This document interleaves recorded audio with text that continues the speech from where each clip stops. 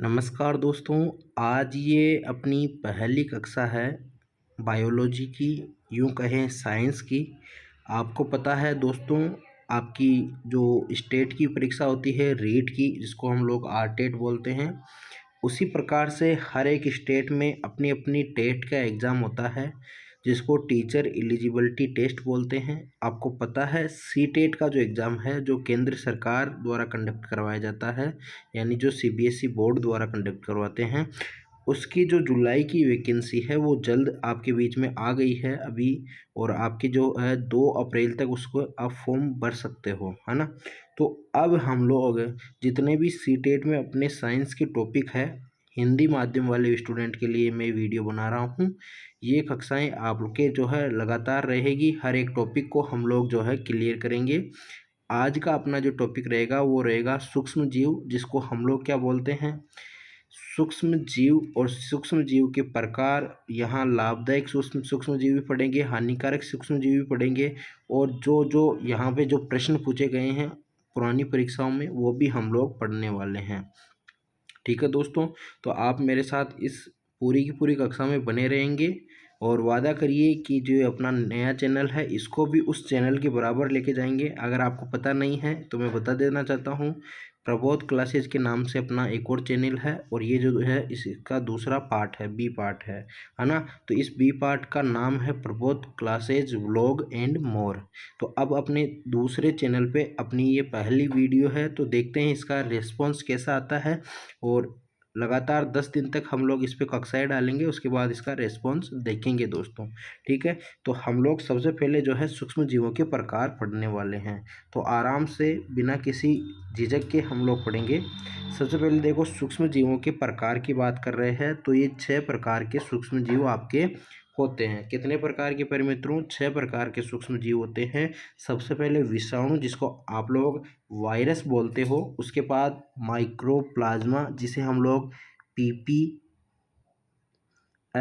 भी बोलते हैं, PPLO, है ना, माइक्रोप्लाज्मा। ठीक है, उसके बाद अपने आ जाते हैं जीवाणु, उसके बाद आपके कवक आ जाते हैं, उसके बाद आपके प्रोटोजोअन्स आ जाते हैं, उसके बाद आपके शैवाल आ जाते हैं। हम लोग उन्हीं सूक्ष्म जीवों को पढ़ेंगे जो कि आपके सिलेबस में है दोस्तों। लेकिन एक बार हम लोग मोटा मोटी हर एक जो सूक्ष्म जीव है उनके बारे में पढ़ेंगे, जो आपके एग्ज़ाम की दृष्टि से महत्वपूर्ण रहेंगे।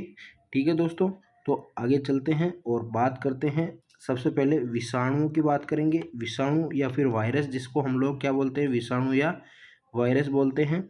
सबसे पहले देखो मैं पेन का कलर चेंज कर लेता हूँ। विषाणु या वायरस की बात कर रहे हैं दोस्तों। किसकी बात कर रहे हैं? विषाणु या वायरस की। तो ये सजीव जिसे आप और हम हो गए, जिसमें आपके जितने भी जीव आते हैं, जिनमें जीव होता है, जीवन होता है, जो श्वास लेते हैं, जो आपके जिसको उत्सर्जन बोलते हैं, उत्सर्जन करते हैं, आपके खाना खाते हैं, सांस लेते हैं, जितने भी प्रकार की चीज़ें हैं वो सब सजीव होते हैं। निर्जीव, जैसे आपके टेबल, पंखा, फैन, ये सब चीज़ें आपको पता है, तो बताने की ज़रूरत है नहीं, लेकिन फिर भी मैं जीरो से लेके चलने वाला हूँ। तो ये जो सजीव और निर्जीव की क्या है, बीच की योजक कड़ी है। तो आपको क्या ध्यान रखना है कि जो वायरस या विषाणु है वो सजीव व निर्जीव के बीच की योजक कड़ी है। दूसरी बात, सजीव व निर्जीव दोनों के गुण इसमें पाए जाते हैं, यानी ये सजीव भी होता है, निर्जीव भी होता है। जैसे मैं एक उदाहरण देता हूँ, जो आपका शरीर है दोस्तों, और उस शरीर पे जब तक वायरस नहीं लगेगा, उसके पहले, जब जैसे कोई टेबल पे वायरस पड़ा है, किसी पेन पे वायरस लग गया, आपने किसी क्या नाम है, किसी दीवार को छुआ, उस पे वायरस पड़ा रह गया, तो वो जब तक उसके पास कोई जीवित जीव नहीं आएगा तब तक वो एक्टिव नहीं रहेगा, निष्क्रिय रहेगा या सक्रिय नहीं रहेगा वो, है ना। तो सक्रिय कब होगा? जब वो किसी आदमी की बॉडी में इंजेक्ट हो जाएगा, या फिर किसी जीव की बॉडी में जो है इंजेक्ट हो जाएगा, तो आपके वो क्या हो जाएगा, सजीव हो जाएगा। तो इसमें सजीव और निर्जीव दोनों के गुण पाए जाते हैं। उसके बाद बात करें, हम लोग प्रकृति में निर्जीव की तरह रहते हैं, बिल्कुल सही बात है। उसके बाद बात करें, हम लोग किसी सजीव में प्रवेश करते ही जीवित हो जाते हैं, जैसे मैंने अभी बताया। उदाहरण के तौर पे, जैसे हम लोग बहुत सारे वायरस देखते हैं, अभी अभी एक ताज़ा वायरस आपके पास आया जिसने सभी को, जो है पेंडेमिक आया था, कोरोना, है ना। और वो कोरोना जो है वो सभी को जो है घरों में बंद कर दिया था, है ना। तो यानी कि इस कोरोना को आपको पता है कि घरों में बंद क्यों है हम लोग, उसका कारण आपको ये पता होना चाहिए। भाई घरों में बंद इसलिए हो गए क्योंकि आपको पता है कि ये जो वायरस है अगर ये ज़मीन पे पड़ा रहेगा तो एक्टिव नहीं रहेगा, जबकि आपके शरीर में या बॉडी में जब ये इंजेक्ट हो जाएगा तो ये अपनी जो है जनसंख्या वृद्धि करने लग जाएगा। तो इसीलिए सबको पैक कर दिया था, लॉकडाउन कर दिया था। तो आप लोग लट खाए होंगे ना लॉकडाउन में, तो यही वाली बात है। फिर बात करें जैसे एच आई वी का नाम सुना होगा, जो एड्स फैलाता है। इसका पूरा नाम क्या है? ह्यूमन इम्यूनो डिफिशियंसी वायरस, ठीक है। और एक और बात ध्यान रखना, ये जो वायरस है ना दोस्तों, ये वायरस बहुत ज़्यादा महत्वपूर्ण है। इसमें एक दो रोग आएंगे जो आपके पढ़ने हैं आपके एग्ज़ाम की दृष्टि से। आपको सिर्फ इतना ध्यान रखना है, हम लोगों को जो है वो इसमें विद्वान नहीं बनना है। हम लोगों को इतना ध्यान रखना है किस तरह से मेरी सी-टेट क्लियर हो जाए, किस तरह से मेरी आर-टेट क्लियर हो जाए, या फिर किस तरह से मेरा कोई अन्य एग्ज़ाम निकल जाए प्यारे मित्रों। तो आगे पढ़ते हैं माइकोप्लाज्मा। अब ये माइकोप्लाज्मा क्या होती है? देखो, माइकोप्लाज्मा हम लोग कोशिका पढ़ते हैं ना दोस्तों, तब कोशिका में भी हम लोग ये पढ़ते हैं कि जो माइकोप्लाज्मा है ये सबसे छोटी इकाई होती है। किसकी? कोशिका। सबसे छोटी कोशिका ये होती है। सबसे महत्वपूर्ण बात ये ध्यान रखनी है, इसमें आपको सीधा ये प्रश्न पूछ लिया जाएगा कि पादप जगत का बहरूपिया किसे कहते हैं? पादप जगत का बहरूपिया किसे कहते हैं? बहरूपिया जानते हो ना, आपके गांव में जो है कोई रावण बन के आ गया, है ना, कोई क्या बन गया, कोई मीणी बन के आ गया, ऐसे बहुत सारे जो है बहरूपिया होते हैं जिसको रूप चेंज कर लेते हैं। हालांकि उनका मजाक नहीं उड़ाना अपन को, है ना, उनमें वो भी एक कला है बहरूपिया पे, आपने आर्ट एंड कल्चर में पढ़ा होगा। बात करें उदाहरण, तो जैसे तिल में फिलोडी रोग, है ना, मतलब ये दिखता नहीं है, ये अपना रंग बदल लेता है, रूप बदल लेता है, उसको क्या बोलते हैं? बहरूपिया। बहुत सारे रूप होते हैं, बहरूपिया, बहुत सारे रूप हो जिसके, ठीक है। तो यहाँ हिंदी भी पढ़ लो आप, है ना। तिल का फिलोडी रोग और बैंगन का लघुपर्णी रोग, तो ये कौन हो गया? आपके माइकोप्लाज्मा, ठीक है। अब बात करते हैं आगे, किसकी बात करें बताओ? जीवाणुओं की। किसकी? जीवाणु की बात करते हैं, जीवाणु या बैक्टीरिया की बात करते हैं। यह जो है प्रोकैरियोटिक कोशिकाएं है दोस्तों। हम लोग जब भी कोशिका का स्टार्ट करते हैं तो मैंने भी अपने उस प्रबोध क्लासेस वाले चैनल पे पूरी तरह से कोशिका समझाए हुए है, चाहे वो आपके नेट करने वाला विद्यार्थी हो, चाहे असिस्टेंट प्रोफेसर का कोई विद्यार्थी हो, grade first, grade second, grade third, REET, आपकी कोई सा भी एग्ज़ाम हो, वहाँ तक मैंने जो है पूरी कोशिका करवा दी है एक भी तरीके से। मतलब 18 से 20 वीडियो को केवल कोशिका पे मैंने बनाए हैं दोस्तों, है ना। तो आपको वो जाके देख लेना है। लेकिन यहाँ बात करें प्रोकैरियोटिक कोशिकाओं की, जो प्रोकैरियोटिक जो कोशिकाएं होती है वो क्या होती है? प्रोकैरियोटिक यानी प्रो और कैरियोटिक। देखो यहाँ कैरियोटिक का जो मतलब होता है वो केंद्रक से होता है, और प्रो यानी आदिम, है ना, जिसमें आदिम प्रकार का केंद्रक हो या फिर केंद्रक एब्सेंट नहीं हो, ठीक है। अब देखो, एक कोशिकीय जीव है ये एक प्रकार का, और प्रोकैरियोटिक में ज़्यादा एक कोशिकीय जीव आते हैं। जब आप लोग 11वीं 12वीं में बायोलॉजी पढ़ते हो ना, तो 11वीं 12वीं में बायोलॉजी में आपने एक चीज़ हमेशा देखी होगी कि उसमें आपको, जब आप लोग जो है आपके RH विटेकर का जो वर्गीकरण जो पढ़ते हो, तो उसमें 5 जगत प्रणाली दिखाई हुई है ना। अब उसमें जो है एक तो प्रोकैरियोटिक में, जैसे मोनेरा जो है, मोनेरा में जितने भी आपके सूक्ष्म जीव आएंगे ना जो प्रोकैरियोटिक होंगे, वो सब उसमें आ जाते हैं, ठीक है। वो बहुत बड़ी बात हो गई है। लेकिन हम लोग क्या समझे प्रोकैरियोटिक कोशिका में, कि ऐसी कोई कोशिका है जिसके केंद्रक के चारों ओर केंद्रक झिल्ली नहीं हो। सबसे पहली बात कि जो एक कोशिका है जिसके जो केंद्रक हो गया न्यूक्लियर मेम्ब्रेन, जिसको हम लोग बोलते हैं, ये न्यूक्लियर हो गया, और इसके ये जो पूरा न्यूक्लियस है, और इसके क्या है बाहर, ये देखो, ये क्या है? न्यूक्लियर मेम्ब्रेन होती है ना, केंद्रक झिल्ली। वो केंद्रक झिल्ली क्या हो? एब्सेंट हो। क्या हो? एब्सेंट हो, ठीक है। तो जो क्या हो, केंद्रक झिल्ली एब्सेंट हो, उसमें क्या कहते हैं? प्रोकैरियोटिक कोशिका। आपके लिए सिर्फ इतनी बात ध्यान रखनी है, इस प्रकार की कोशिकाओं वाले जीवों को क्या बोलते हैं? प्रोकैरियोट्स बोलते हैं। और इसकी खोज किसने की थी? ल्यूवेनहॉक ने की थी। जब आपको एक और यहाँ पे एक दो प्रश्न और यहाँ पे पूछ सकते हैं कि आपकी जो जीवित कोशिका है, बोलो मेरे साथ, जीवित कोशिका इस जीवित कोशिका की खोज भी जो है ना दोस्तों, ये जीवित कोशिका की जो खोज भी है, ये भी हमारे ल्यूइयनहॉक ने की थी। अगर आपको बोले आरबीसी, आरबीसी जानते हो ना, रेड ब्लड सेल, है ना, रेड ब्लड सेल, और इसकी खोज भी आपके ल्यूइयनहॉक ने की थी। ठीक है, उसके बाद आपको बोले बैक्टीरिया की खोज किसने की थी या जीवाणु की खोज किसने की थी, तो जीवाणु की खोज भी इसी ने की थी, है ना।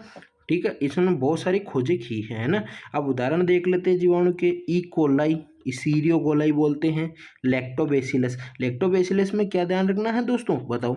लैक्टोबैसिलस में आप सबको पता होगा, आपने 10वीं कक्षा की किताब भी पढ़ी होगी, तो उसमें साफ साफ लिखा होता है कि दूध जो होता है ना आपका दूध, उसको दही में बदलने वाले को क्या कहते हैं, जीवाणु नहीं, वो जो जावण होता है ना, वो जावण नहीं होता, वो जीवाणु होता है। ठीक है, इसको इसलिए उसको जीवाणु बोलते हैं। अब ये देखो, दूध को दही में जो परिवर्तित करेगा वो आपके क्या हो जाएगा, लैक्टोबैसिलस हो जाएगा। दूध को दही में परिवर्तित कर देता है ना, फर्गमेंटेशन की क्रिया होती है। ठीक है, आपको सिर्फ इतना ध्यान रखना है कि दूध को दही में परिवर्तित करने वाले जीवाणु का नाम लैक्टोबैसिलस है। ठीक है, अब आगे बात करते हैं, एक मिनट, कवक की बात करते हैं। कवक या फंगस, फंगस नाम सुनिए ना आप? अगर नहीं सुनी हो तो आप आज एक काम करना, आपका जो अचार का डिब्बा होता है, केरी का, नींबू का, आंवले का, संतरे का, सबका अचार बनता है ना, संतरे का भी बनता है क्या, नहीं बनता है। ठीक है, तो ये जो होता है ना कवक, ये कवक जो है आपके जो आपका जो अचार होता है, अचार के डब्बे के बाहर आपने देखा होगा कि आपको जो है काली काली एक लेयर या भूरे रंग की जो है एक परत दिखाई देगी, है ना। और आपको पता है आपकी मम्मी पापा जो होते हैं ना, वो इस कवक से बचाने के लिए ही एक तो नींबू, आपकी जो अचार होता है ना, उसमें एक तो नमक की मात्रा ज़्यादा रखते हैं, और दूसरी बात एक और ध्यान रखना, इसमें तेल की मात्रा भी हम लोग ज़्यादा रखते हैं, ताकि तेल से ये क्या दूर भागता है ना। बात करें कवक को क्या कहते हैं, फफूंद या फंगस कहते हैं। अरे आपने खेड़ी में नहाए हो क्या आप, हाँ, आप लोग कहीं भी स्विमिंग पूल में नहाते हो, वहाँ पे हरी हरी काई जम जाती है ना, वो आपके कवक ही तो है, फंगस ही तो है। यह एक कोशिके तथा बहुकोशिके रूप में पाए जाते हैं। एक कोशिके भी होते हैं, बहुकोशिके भी होते हैं, और अपना भोजन स्वयं नहीं बनाते हैं, क्योंकि इनमें नहीं पाया जाता है क्या, पर्णहरित या क्लोरोप्लास्ट इसमें नहीं पाया जाता है, सीधी सी बात है। कुछ कवक जो है वो मर्तोपजीवी के रूप में होते हैं। मर्तोपजीवी किसे कहते हैं, जो मरे हुए पे क्या हो, उग जाते हो, है ना, मरे हुए पे उग जाते हो, उसे क्या कहते हैं, मर्तोपजीवी। सड़े गले कार्बनिक पदार्थों से अवशोषण द्वारा भोजन प्राप्त करते हैं, जैसे कि आपके मशरूम। अरे मशरूम खाते हो ना, सांप की छतरी है, सांप की छतरी, उसकी सब्जी बनती है शहरों में, है ना, आप गाँव के तो नहीं खाते होंगे, अरे भाई, है ना, सही बात है ना। अब आगे बात करते हैं, बताओ, आगे बात करते हैं। कुछ कवक क्या करते हैं, कुछ कवक जो है पादप एवं जंतुओं पर परजीवी के रूप में पाए जाते हैं, जैसे आपके गेहूं पर पक्सीनिया ग्रेमिनस टिट्रिसाई, क्या होता है, गेहूं पर पक्सीनिया ग्रेमिनस टिट्रिसाई, पक्सीनिया ग्रेमिनस टिट्रिसाई, जो गेहूं का काला कीट रोग होता है ना, उसको कौन फैलाता है, पक्सीनिया ग्रीमिनस ट्रिटिसाई, पक्सीनिया ग्रीमिनस ट्रिटिसाई। ठीक है, याद कर लेना, पक्सीनिया ग्रीमिनस ट्रिटिसाई, इस पे कौन सा रोग करता देता है, गेहूं पर काला कीट रोग, है ना, गेहूं पर काला कीट रोग कर देता है। और बात क्या ध्यान रखनी है, कुछ कवक जो होते हैं वो शैवालों के साथ सहजीवी के रूप में भी रहते हैं, जैसे राइजोपस हो गया, फाइथीरियम हो गया। ठीक है, तो ये तो हुई आपके कवकों की बात।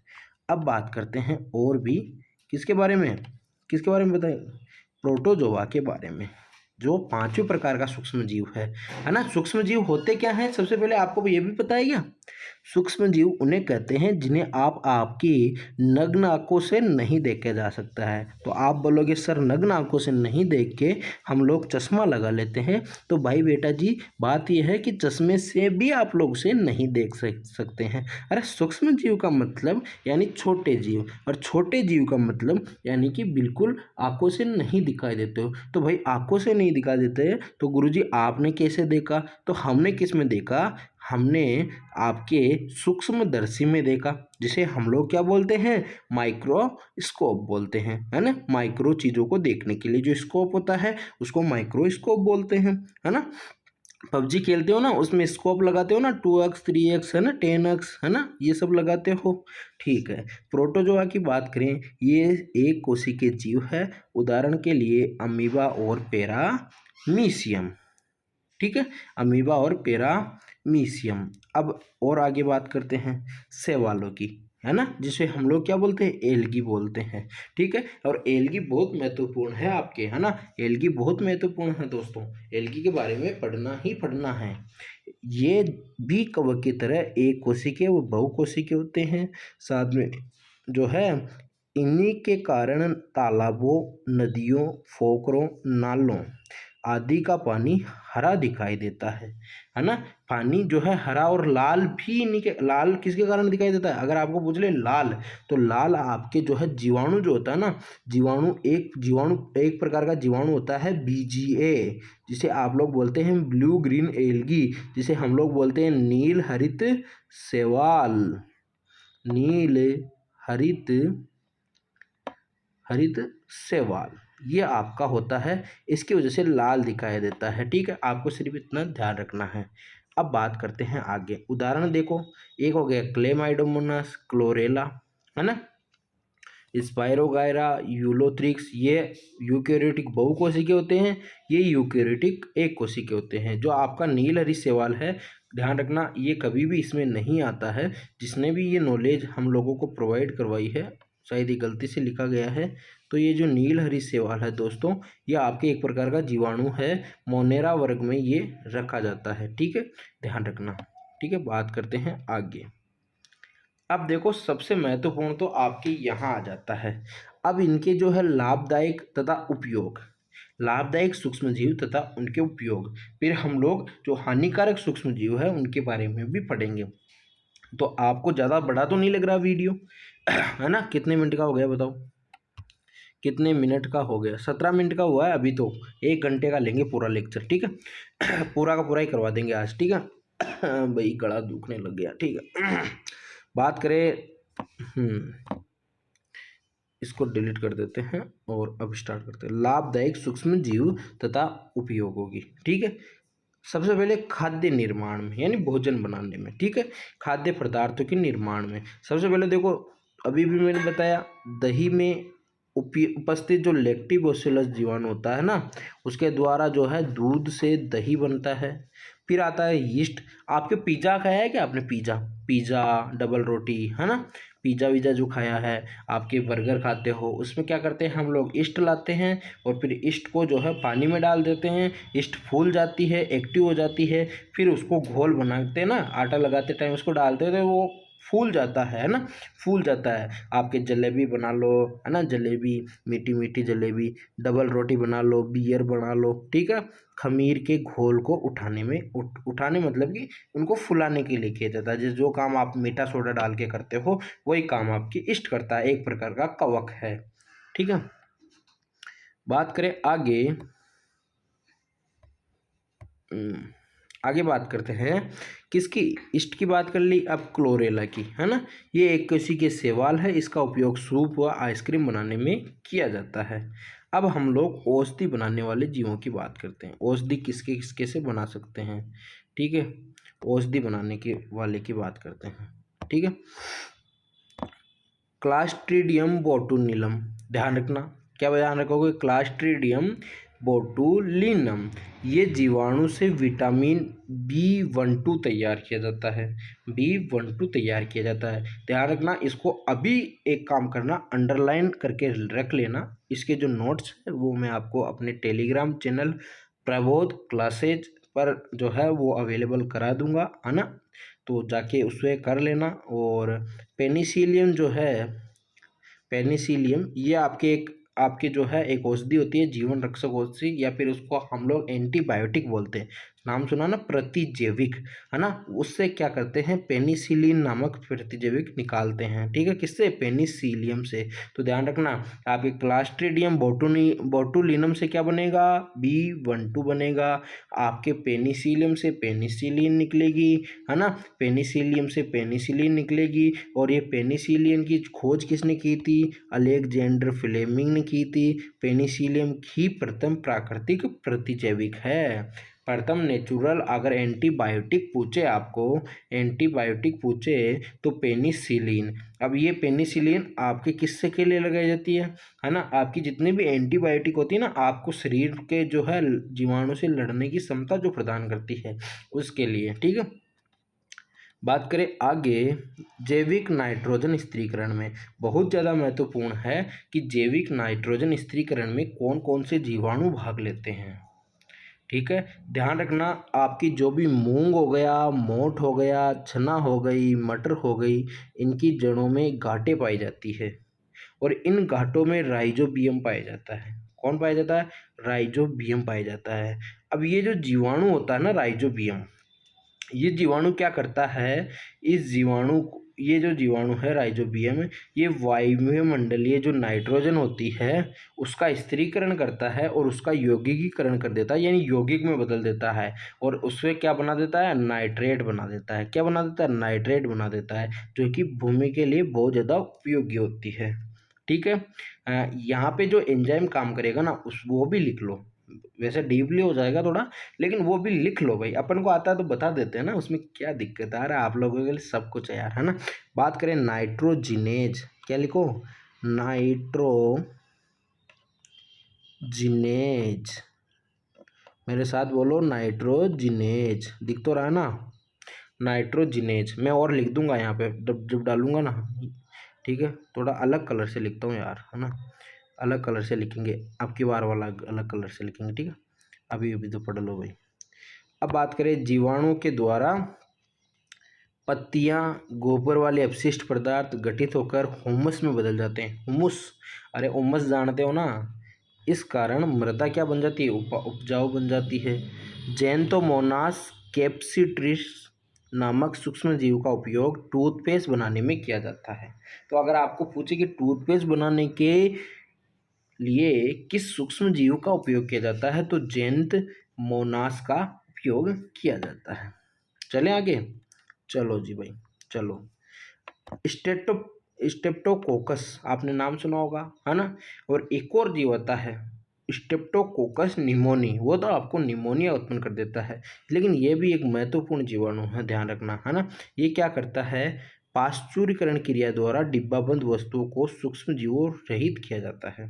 एक प्रक्रिया होती है पाश्चुरीकरण, है ना, उसके द्वारा जो है डिब्बाबंद जितने भी भोजन होते हैं उनको सूक्ष्म जीवों के द्वारा रहित किया जाता है। आपने आजकल जो है अधिकतर देखा होगा, दाल मखनी जो होती है ना, दाल मखनी, शाही पनीर, जितने भी प्रकार के फूड प्रोडक्ट होते हैं, ये सब क्या है, डिब्बाबंद सामग्रियों में आने लगे। डायरेक्ट लाओ, है ना, रेडी टू ईट बोलते हैं उसको, है ना, और लाके रखो गर्म पानी में, ये आपकी दाल मखनी बन गई, ये आपका शाही पनीर बन गया, ये आपके मोमोज बन गए, है ना। ये सब चीज़ें आजकल बनने लग गई रेडी टू ईट प्रोसेस से।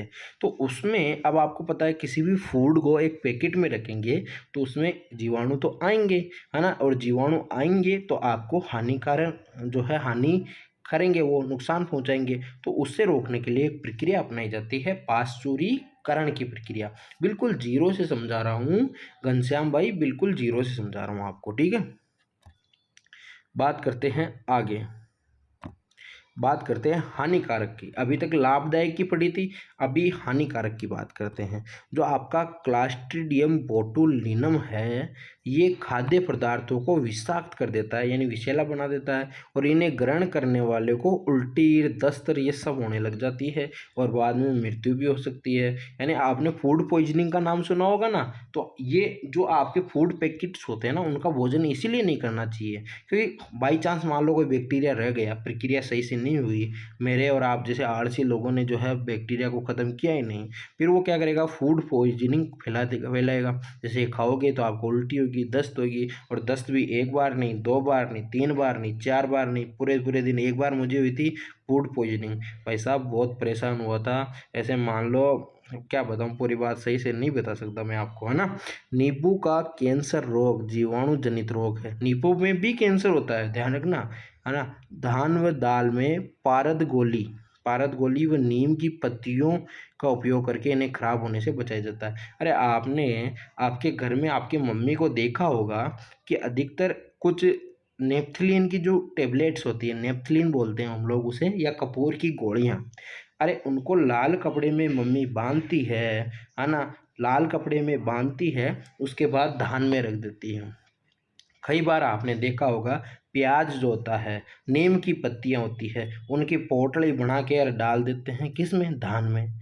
जिससे क्या होता है, आपके जितने भी धान होते हैं, दाल होते हैं, उसमें कीड़े नहीं लगते हैं। दूसरी बात, उसमें सूक्ष्म जीव नहीं आते हैं। ठीक है, ध्यान रखना। अब देखो, इसमें बहुत सारे महत्वपूर्ण प्रश्न बन सकते हैं, ये हम लोग बाद में करेंगे, है ना। उससे पहले हम लोग क्या करेंगे, मानव स्वास्थ्य, शरीर व स्वास्थ्य, है ना, ये अपना थोड़ा इम्पोर्टेंट टॉपिक है। इम्पोर्टेंट टॉपिक इसलिए क्योंकि जो आपके सिलेबस में जो दिया हुआ है ना, सूक्ष्म जीवों से फैलाने वाले रोग, ये इसी में दिए हुए हैं।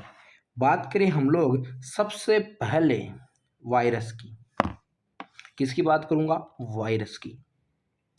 जो वायरस जनित रोग है उसको कैसे याद करें, छक 2 मिर्च वर्सेज 2 पेड़ा, छक 2 मिर्च वर्सेज 2 पेड़ा, क्या, छक 2 मिर्च वर्सेज 2 पेड़ा।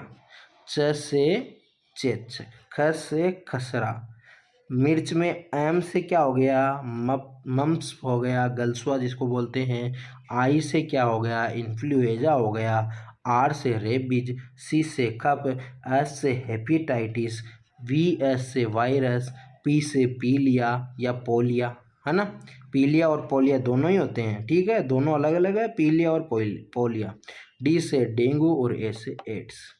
छक 2 मिर्च वर्सेज 2 पेड़ा, छक 2 मिर्च वर्सेस 2 पेड़ा, यानी 2 तो पेड़ा छक लो और 2 मिर्ची छक लो, ठीक है।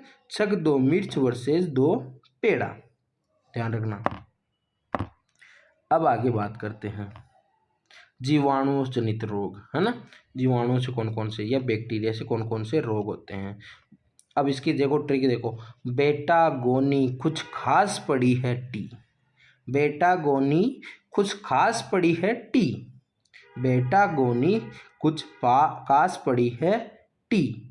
बे से बैक्टीरिया से होने वाले रोग, टा से टाइफाइड हो गया, गो से गोनोरिया हो गया, नी से निमोनिया हो गया, कु से कुष्ठ रोग, छ से क्षय रोग, खा से काशी, स से सिप्लिस, प से प्लेग या काली मौत, डी से डिप्थीरिया और ह से हेसा और टी से टिटनेस। कौन कौन सी, टाइफाइड, गोनोरिया, निमोनिया, कुष्ठ रोग, क्षय रोग एंड टीबी, खांसी, सिफिलिस, प्लेग, डिप्थीरिया, हेजा, टिटनेस, ये सब जीवाणुओं से फैलने वाले रोग है। अभी याद तो आपको करना पड़ेगा भाई, मेरा तो काम बताने का है। बात करें प्रोटोजोआ जनित रोगों की, तो इससे कौन कौन से रोग होते हैं, ये परजीवी रोग है। मलेरिया होने पर काला जाल पे सोना, है ना, क्या, मलेरिया होने पर काला जाल पे सोना। म से मलेरिया, प से पायरिया, काला जाल से काला जार और पे से पेचिस, सोना से सोने की बीमारी, ये आपके प्रोटोजोआ जनित रोग है। बात करें कवक जनित रोग, तो दांत, खाज, खुजली, है ना, इधर भी खुजली उधर भी खुजली, ठीक है। एथलीट फ्रूट, ये स्फूट, ये जो है ना, ये आपके कवक जनित रोग है। फिर आनुवांशिक रोग में हीमोफीलिया आ गया, वर्णांता, डाउन सिंड्रोम आ गया, पटाऊ आ गया, सिंड्रोम, टर्नर सिंड्रोम आ गया, ये सब बातें। आपको सिर्फ इसमें क्या ध्यान रखना है, कौन सा डेंगू जो है, नहीं, कौन सा जो वायरस से होता है, कौन सा जीवाणु से होता है, कौन सा विषाणु से, हाँ विषाणु वायरस तो एक ही हो गया, है ना, कौन सा कवक से होता है, कौन सा प्रोटोजोआ से होता है, ये ध्यान रखना, ठीक है। और आपके जो पाठ्यक्रम में है वो भी ध्यान रखना आप लोग। पाठ्यक्रम में क्या कौन कौन से रोग है बताओ, और उन सब रोगों के बारे में पढ़ेंगे। एक तो आपके क्षय रोग है जिसे आप लोग टीबी बोलते हैं, एक खसरा है, एक डिप्थीरिया है, एक हैजा है, एक टाइफाइड है। बाकी जो सीटेट 2024 जुलाई में जो होने वाला है उसमें ये तो पढ़ो, इसके साथ में और बता दूंगा आपको, ठीक है। अब कौन कौन से है मैंने भी अभी सही से सिलेबस उसका देखा नहीं है, तो ध्यान से ये तो पढ़ ही लेना, ये तो आएंगे आएंगे, ठीक है। गालियाँ मत निकालना भाई कमेंट में, मुझे अच्छी नहीं लगती है गालियाँ। बात करें क्षय रोग या तपेदिक या टीबी, ये जो होता है ना, इसकी जीवाणु की जो खोज थी वो रॉबर्ट कोच ने की थी, ठीक है। और ये जो रोग है, और आपको पता है भारत में 80% लोग टीबी की बीमारी है, और टीबी के लिए अब जल्द ही जो है खोजना पड़ रहा है वायरस, जो आपका टीका हो गया वो। अगर टीका नहीं खोजा तो फिर मैं खोजने जाऊंगा ना, मुझे दिलाओ फंड, मैं खोजता हूँ। माइकोबैक्टीरिया ट्यूबरकुलोसिस के नाम से जीवाणु द्वारा होता है।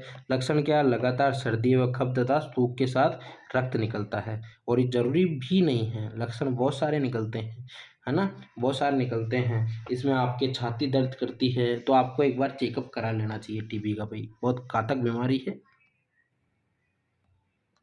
उपाय देखो, क्षय रोगी को अलग रखना है, कहीं भी नहीं थूकना है, खांसते समय मुंह पर कपड़ा बांधना है, ठीक है। अब ये टीबी भी बहुत सारे प्रकार की होती है, इसके बारे में तो बहुत बड़ा वीडियो बन सकता है, वो ध्यान रखना। उपचार क्या है, बीसीजी का टीका जो नवजात को लगाओ, ठीक है। स्टेप्टोमाइसिन का उपयोग, एमडीटी का सेवन, डॉट्स के नियंत्रण में रहना, ठीक है। मैंने टेबलेट 6 महीने का इलाज चलता है इसका, काफ़ी लंबा चलता है, ठीक है। हैजे की बात करते हैं। ये हैजा जो है विब्रियो कोलेरी नामक जीवाणु से होता है। उल्टियाँ, दस्त, बीपी कम होती है इसमें। जलीय दस्त होना, तेज प्यास लगना, आंखें धंसना तथा पेट व हाथ में संक्रमण। उपाय भी देख लो, उपाय भी सुनते जाओ डॉक्टर साहब से, उपाय जरूरी है ना भाई, डॉक्टर साहब के पास आए हो तो स्वच्छता, पके हुए शुद्ध पेयजल, पके हुए व शुद्ध भोजन का उपयोग करें, और जो है साथ में शुद्ध पेयजल पिएं, है ना। कहीं से भी हर जगह प्याऊ से नहीं पीना चाहिए, क्योंकि आजकल प्याऊँ की सफाई होती नहीं है, उसमें कबूतर खरगोश सब मरते रहते हैं, आप लोग उसको खाते पीते रहते हैं। उपचार, ओआरएस, जीवन रक्षक घोल पिलाना,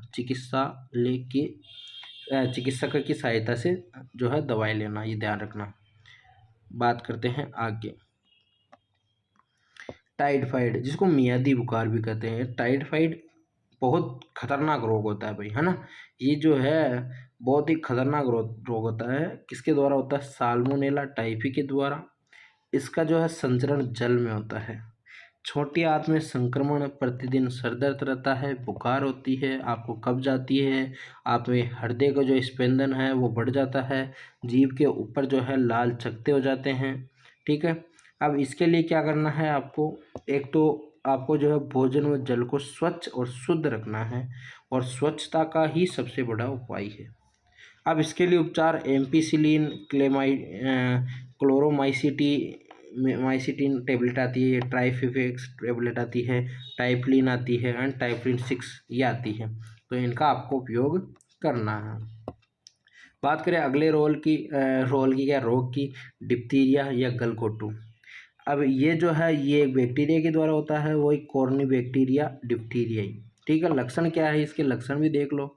लक्षण क्या है, लक्षण ये जो है जीवाणु कंठ या गले को प्रभावित करता है, बच्चों में आलस्य व सुस्ती लाता है, शरीर के तंत्रिका तंत्र, हृदय और फेफड़ों को प्रभावित करता है, नाक, स्राव के साथ रक्त का आना तथा श्वास रोधन आदि इस रोग के लक्षण हैं। इसके लिए डीपीटी का टीका लगवाएं। डिप्थीरिया, काली काशी व टिटनेस को से रक्षा करता है ना। तीनों ही मतलब ये डीपीटी का टीका होता है ना, ये तीनों ही रोगों से सुरक्षा करता है। और उसके बाद एंटीबायोटिक दवाइयाँ जैसे पेनिसिलिन, अभी भी बताया था पेनिसिलिन कहाँ से निकालते हैं, पेनिसिलियम से, ठीक है, तथा एरिथ्रोमाइसिन का उपयोग करना है। बात करें खसरे की, खसरा रोग के बारे में सुना है क्या आपने, हैं नहीं सुना, अब सुन लो। खसरा रोग वायरस जनित रोग का ध्यान रखना। सबसे पहले आपको डायरेक्ट ये प्रश्न पूछ सकते हैं, कौन सा रोग वायरस जनित है, कौन सा बैक्टीरिया जनित है, कौन सा नहीं है, कौन सा है, सब पूछ लेते हैं। ये रूबेला वायरस के द्वारा होता है आपका खसरा, है ना, बच्चों में होता है, नाक से निकलने वाले खब से पैदा होता है, ध्यान रखना। चमड़ी पर लाल दाने, खुजली होना, जलन होना, ये सब इसके उपाय है, लक्षण है। और उपाय भी देख लेते हैं, है ना। उपाय में क्या है, उपाय में जो है आपको एंटीसेप्टिक क्रीम का उपयोग करना है और प्रतिजैविक स्ट्रेप्टोमाइसिन का उपयोग करना है ना। एक और आती है प्रतिजैविक या एंटीबायोटिक स्ट्रेप्टोमाइसिन, उसका उपयोग आपको करना है, ठीक है। अब बहुत सारी बीमारी और इसमें कौन कौन से रंग जो है रोग प्रभावित करते हैं, ये भी साथ में सुन लेते हैं। जो एड्स होता है, ये एड्स आपकी प्रतिरक्षा प्रणाली या WBC को ख़त्म करता है। और किसके द्वारा होता है, HIV वायरस के द्वारा। डेंगू जो होता है ना, डेंगू बुखार, है ना, वो संपूर्ण शरीर को जो है हानि पहुंचाता है और ये अर्बो वायरस के द्वारा होता है। चेचक जो है ये भी संपूर्ण शरीर में, ये वेरियोला वायरस के द्वारा होता है। रेबीज जो है ये तंत्रिका तंत्र को प्रभावित कर देता है, रेबिडो वायरस। जो आपका रेबीज में आपने देखा होगा, कोई कुत्ता जैसे काट लेता है, फिर जो आदमी होता है ना, वो भी कुत्ते की तरह जीभ निकाल के हाँ ऐसे करने लग जाता है, बाद में ऐसे दिक्कत हो जाती है उसको, है ना। ये बहुत भारी रोग है भाई, ध्यान रखना, कुत्ते से दूर रहना आप, है ना। जल आतंक बोलते हैं इसको, ठीक है। उसके बाद सर्दी जुकाम की बात करें तो नाक व काल, ये राइनो वायरस जो है वो फैलाता है सर्दी और जुकाम। भाई ये राइनो वायरस तो बहुत बार आपको लगा होगा, मुझे भी सर्दी जुकाम अक्सर लगती रहती है। अब बहुत सारे रोग, जो कि पूरा पूरा चैप्टर अब ख़त्म होने वाला है, तो बधाई दो मुझे सब। पहले अन्य महत्वपूर्ण रोग पढ़ते हैं, फिर आप बधाई देना, और बधाई का मैं हकदार भी हूँ। बात करें मलेरिया प्लाज्मोडियम, ये मादा एनाप्लीज के लार में एक उपस्थित होता है रोगजनक। कौन होता है, प्रोटोजोआ। ये प्रोटोजोआ जनित रोग है। रक्त में हीमोग्लोबिन की कमी या अरक्तता, ये एनीमिया, सिकल सेल एनीमिया सुना है क्या आपने, है ना, जिसमें आपकी जो RBC होती है ना, वो ऐसे टेढ़ी हो जाती है, हंसियाकार हो जाती है। तो ये क्या है, अरक्तता है, एनीमिया, जिसमें खून की कमी हो जाती है, ठीक है। यहाँ चेचक जो है, चेचक आपको छोटी माता के नाम से सुना होगा आपने, उसमें बच्चों में अधिकतर ये रोग देखने को मिलता है। दापड़ हो जाते हैं, फिर अपनी मम्मी बोलती है यार हमारे तो बच्चों के क्या हो गए, माता आ गई हमारे तो घर में, है ना, माता आ गई। फिर क्या करते हैं, शीतला माता को पूजने जाते हैं, ठीक है, छाछ से उनको ठंडी करने जाते हैं। तो ये बात है, ठीक है। और आगे बात करते हैं। उसके बाद एक रोग आता है एंट्रोवायरस, ये सबसे छोटा वायरस है इसका, चेचक का, ध्यान रखना। कुष्ठ जो रोग है वो माइक्रोबैक्टीरियम लेप्री जीवाणु होता है। अभी अभी थोड़े दिनों पहले एक लेप्री वायरस भी आया था, है ना, लेप्री बोलते हैं ना उसको, वो गाय भैंसों में, है ना। दस्त व पेचिस ई कोलाई जीवाणु द्वारा होता है, इथीरियो कोलाई, दस्त व पेचिस। अग्नाशय में इंसुलिन हार्मोन का पर्याप्त स्त्राव नहीं होने के कारण मधुमेह रोग होता है, ध्यान रखना। मधुमेह जो रोग होता है, यह आपके अग्नाशय या पेनक्रियाज जो होती है, यहाँ से एक हार्मोन स्त्रावित होता है, इंसुलिन। और इंसुलिन जिसको हम लोग शुगर का पेशेंट बोलते हैं ना, शुगर हो जाती है आदमी को। अब शुगर में क्या होती है, जो आपकी ग्लूकोज होती है, जितना भी आप खाते हो वो निकलता जाता है, तो आदमी जो है परेशान हो जाता है इस शुगर से, है ना, शुगर से परेशान हो जाता है। भाई शुगर बहुत खतरनाक बीमारी है, मेरे ससुर जी को भी हो रखी है, ठीक है। बात करते हैं मलेरिया से तिल्ली रोग, ये तिल्ली अंग प्रभावित हो जाता है। हीमोपीलिया तथा वर्णांता दोनों आनुवांशिक रोग है। दोनों रोगों के वाहक जो है महिला होती है, ध्यान रखना। वर्णांता क्या होती है, इस रोग में लाल व हरा रंग पहचानने की कमी हो जाती है, वर्णांता यानी लाल और हरा रंग नहीं दिखेगा उन्हें, है ना, दिखेगा ही नहीं भाई, लाल और हरा रंग जब भी सामने लाएंगे तो उन्हें ये दिखेगा नहीं, ठीक है। स्त्रियां भी प्रभावित होती है, उनके दोनों गुणसूत्र इससे प्रभावित हो जाते हैं, ठीक है। हीमोफीलिया जो रोग होता है, ये शाही परिवार का रोग कहलाता है। ये आपकी महारानी विक्टोरिया को हुआ था भाई, कोई टाइम में, इंग्लैंड की महारानी थी विक्टोरिया, नाम सुना ना, अपने अजमेर में भी हॉस्पिटल है विक्टोरिया के नाम से, ठीक है। बात करें हीमोपीलिया जो रोग होता है, इससे ग्रस्त व्यक्ति को चोट लगने पर रक्त का थक्का नहीं बनता है, यानी कहीं पे चोट लग गई तो भाई ब्लड डाके जाएगा, है ना, नलकियों में से, ठीक है। और 30 मिनट से 24 घंटे तक थक्का नहीं बनता, जिससे कि मनुष्य की मृत्यु हो जाती है ना। भाई आधे घंटे तक ब्लड निकलता रहेगा, तो भाई ब्लड इतना कितना, कोई टैंकर भर के थोड़ी है अपने शरीर में, 4-5 लीटर तो होता है, वो निकलने के बाद आदमी कहाँ से बचेगा, है ना। बिना ब्लड के तो कुछ, जैसे आपकी किसी कोशिका को मान लो भोजन पहुंचाना है तो कौन लेके जाता है, आपका ब्लड ही तो लेके जाता है, और क्या है यार इससे।